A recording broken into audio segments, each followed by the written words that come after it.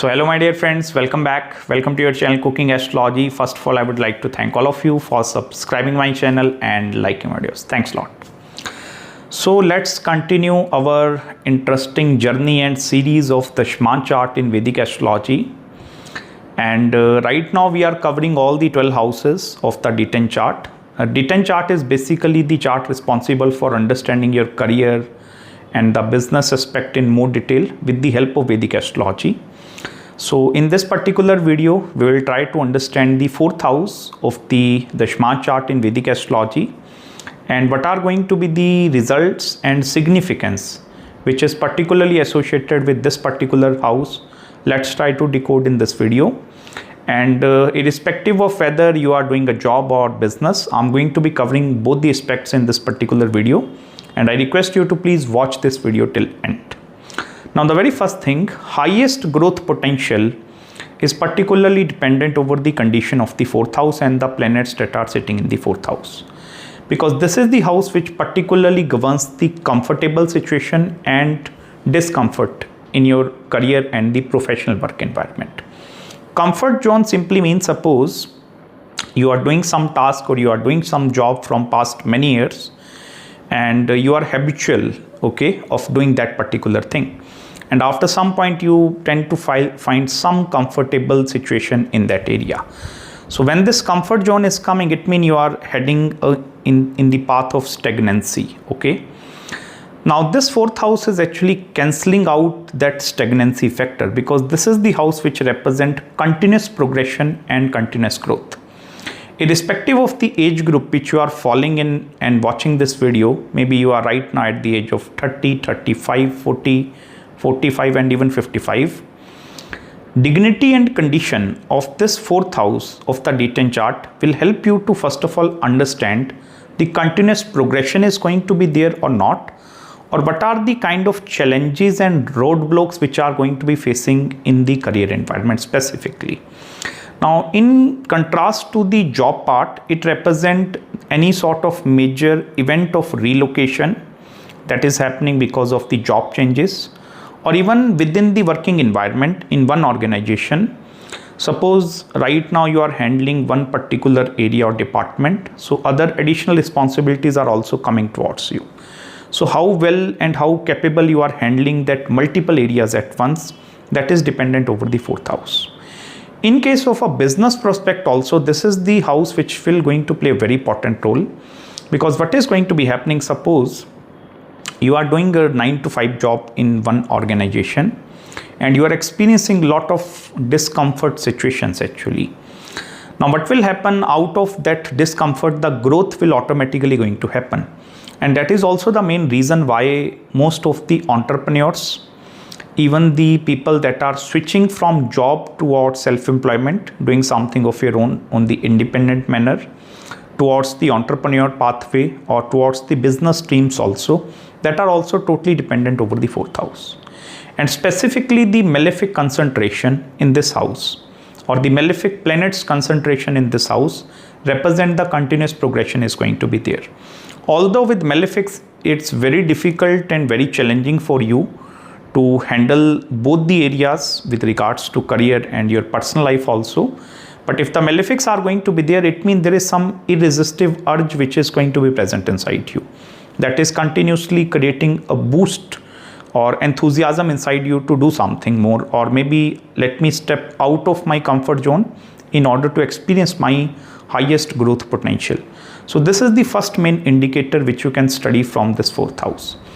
Secondly, this also represents the kind of infrastructure, office setup and the building setup in which you are going to be working with. Whether you are going to be working a desk job or you are going to be on the foot job basically. So in order to differentiate between whether your chart is going to be creating more inclination in the white collar activities or blue collar activities, that part is also differentiated this fourth house actually.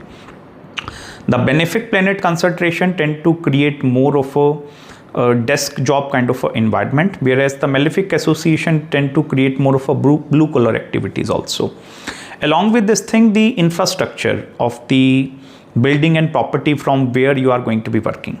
Even if you want to understand whether you are going to be working in a city kind of a zone, or maybe you will go towards the remote area. Nowadays, I have done a lot of consultations where individuals want to leave the city and they want to work from some remote area. Basically, they are looking for flexibility. So in order to check whether that flexibility part is going to be there, it's also dependent over the condition of this fourth house. Apart from this thing, this is also the house which particularly governs the balance aspect, like how well you are going to be in balancing the challenging situations that are going to be arising in the career environment. Now, these challenging environments is going to be connected with sudden job loss. Okay, so suddenly suppose job loss is happening, because nowadays it's there are a lot of uncertainty in the job market also, not because of technology, because of many other economic factors also. You will see a lot of instability in this market.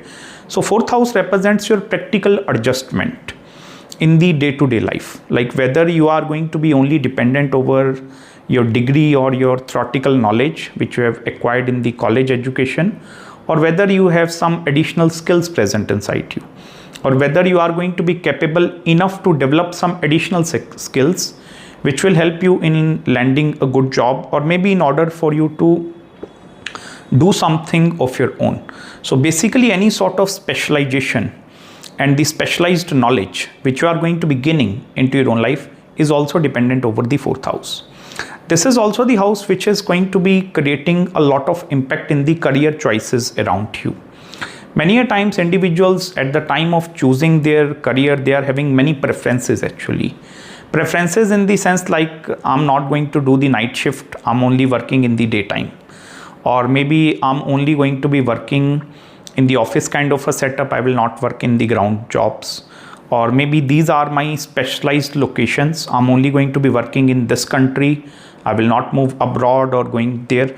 So it represents the criteria and the preferences which is presetted in back of your own mind. Now how well that preferences are going to be there, or whether like your preferences are going to be matching with your own credibility, it's totally dependent over the fourth house lord also, like where it's positioned, what is the dignity and condition of that part. So that part you can also check from this fourth house actually. Apart from this thing, in the changing times which right now we are encountering, okay, changing times mean to say, you see most of the individuals nowadays still following the old school education, like going to school, that is mandatory, and then having a college degree is also mandatory. But you see a few students or few individuals, they are not bothering much about that education part nowadays. Because if you look overall, like I'm not only talking about one specific area or country, globally I'm talking about here.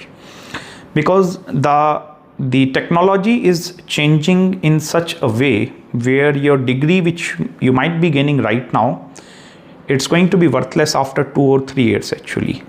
So this house, as I told you, it represents the continuous progression. So the continuous learning is also going to be coming through this fourth house actually. Basically the zeal factor or the enthusiasm which is present inside you, like whether you will be able to engage with the competitive market or with the changing times which we all are witnessing nowadays. So how well you are going to be becoming adjusting in that particular area. That is the reason this is the comfort zone. Many people, unsuccessful people, they will not be able to break their comfort zone apart actually. And that is going to be acting as the biggest barrier or in the growth perspective.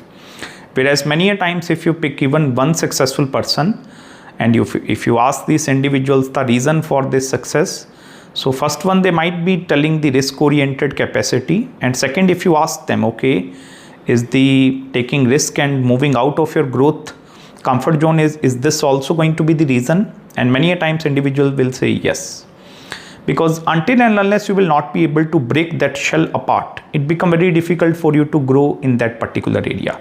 So your continuous learning progression will also going to be dependent over this house. Even how well you are going to be managing with some different domains actually. Like for example, you have gained degree in the field of engineering. And nowadays, suppose there is no in the market there is no engineering IT jobs available. So there are only certain maybe data sciences, some financial or management roles that are available in the market. So suppose you are applying for these roles and you gain that opportunity. So how well you are going to be gel with these particular things? It's also dependent over the dignity of your fourth house. Many times individuals are going to be pretty flexible and adaptable. You put them into different kind of roles and responsibility. They have the capacity to adapt according to the environment. Now the combination of malefic and benefics will help you a lot in order to adjust according to the environment, whereas malefics are going to be a bit brutal in that approach.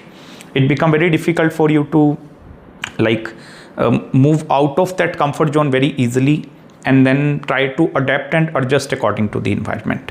So these kind of challenges can also going to be totally dependent over the fourth house.